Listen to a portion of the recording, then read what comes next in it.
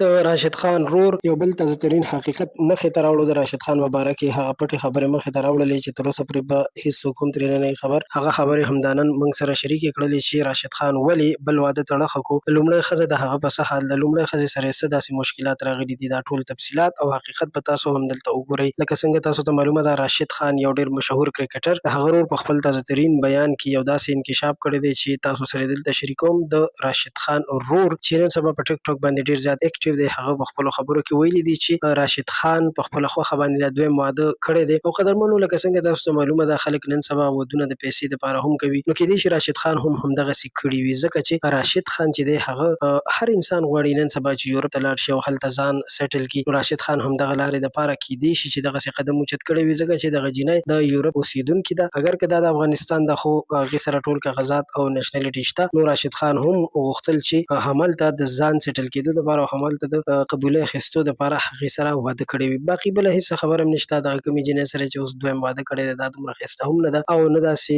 حیا کوي چې ګنې لوپټی په سر کړي وي یا بل څه، خو صرف او صرف همدغه خبره ده چې د قبولۍ دپاره یې ورسره واده کړی دی.